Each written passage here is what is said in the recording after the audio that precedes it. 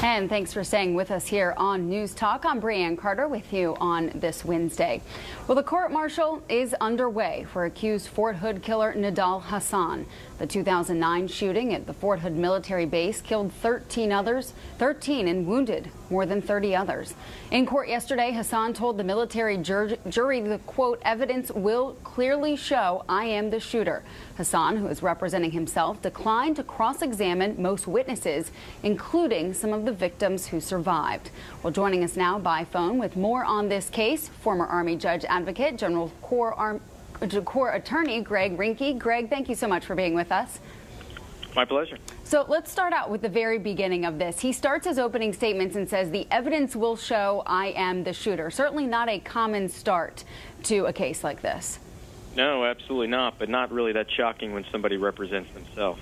Why do you think that he took that option? Well, I think that he believes that what he did was some sort of religious jihad, and I think he wants to explain the rationale of why he did what he did. And so far, we haven't heard much from him, not cross-examining many of the witnesses, not saying much when allowed to ask questions in this case. What do you make of that? Well, I mean, he's not a legally trained professional. I think he's going to try and make some points that he wants to get out. I don't think he really understands the point of cross-examination. So not very surprising when somebody represents themselves. And I believe the military rules forbid guilty pleas in a case like this. But because of what we're seeing here, do you see that perhaps ever changing? I do not. I still think that the government needs to go through the motion of proving the case beyond a reasonable doubt in any case where the death penalty is a possibility. Looking forward into this as we continue with the witnesses and with what we saw yesterday, do you expect that we will see more of the same in terms of his demeanor, in terms of the lack of questioning, the lack of statements? I think it's going to continue throughout the trial that way. On a background note, in terms of the length of where we got to this point, it happened in 2009. What are your thoughts on why it took so long for us to get to this point? Well, in any case where there's so many victims in a death penalty case, there's a lot of investigation. Also, there was a lot of defense delay. I mean, the defense knew that death penalty was on the table here, right. So defense attorneys are going to try and delay the case as long as possible by filing various motions and interlocutory appeals, which they did in this case.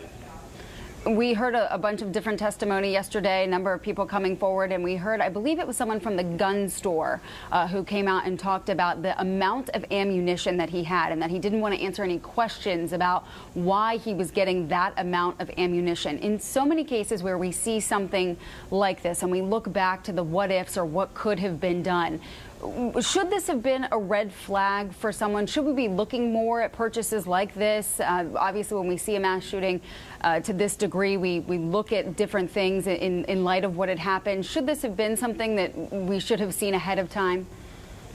I think it's hard to predict these types of mass shooters. I mean, someone within the military who holds a security clearance is an officer. Is there some question that his superiors maybe should have seen some change in his personality or radicalization of him? Yeah, absolutely, and I think it bears closer scrutiny in the future. And in terms of, obviously, this being a different case than just a civilian versus someone in the military, take us a little bit through the differences there and the steps that we'll be seeing with this obviously being, someone who was in the military. Well, one of the big differences is panel members can ask questions, and I think we'll see that happening in this case, is the panel members asking questions of the witnesses. That's very rare in civilian trials and often is not allowed. Right. Panel members are in the military are not called, they're not juries, they're panel members. They're also very highly educated.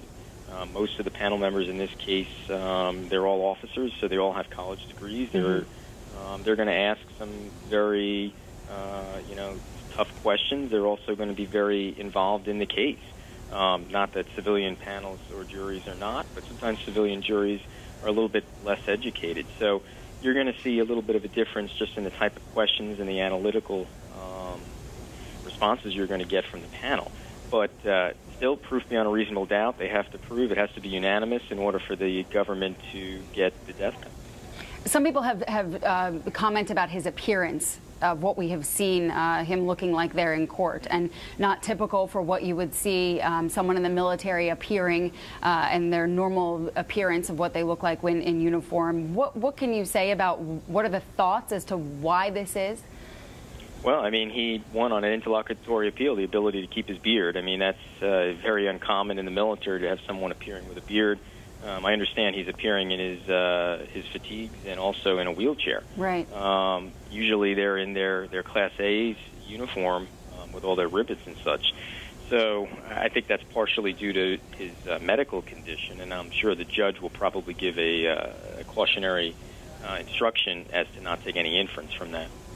What should people be looking at in the future moving ahead from this case? Obviously, we have a ways to go until we get to the final points of this case, but moving forward from this and listening to testimony from it, listening to the case, people who are following it closely, what do you think should be the takeaways from this? Well, I mean, I think what we're going to be looking at, what's going to be interesting is to see is the victims that were shot themselves, if they're going to be cross-examined by Major Hasan. I mean, I think that's something that we saw on the Long Island Railroad shooting, where Colin Ferguson was he represented himself and was cross-examining the victims that he had shot, and basically asked them, "Do you see the shooter in the courtroom today?" And they pointed at him and said, "Yeah, it was you." I think that, in a certain sense, for some of the victims that were shot, I think it'll be a good thing for them.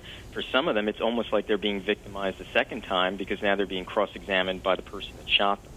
I think that's something to look at and very unique in this type of situation. What about the situation that some of them were hoping sort of to get the chance to say that, and then he has chosen not to cross-examine? What does that say to those that have sort of waited for their day in court to be able to talk about this and then not to be questioned by him? Well, the government is still going to allow them to get their story out. And the government counsel is still going to say, "Do you see the shooter in here? Can you point them out?" So they're still going to have their day in court.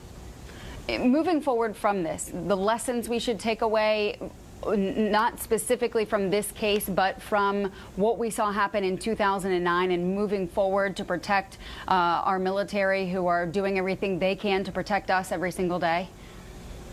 Yeah, I mean, absolutely. This is a case that causes a grave concern that we had one of our own turning on our own soldiers and shooting them. So, unique case for the military system.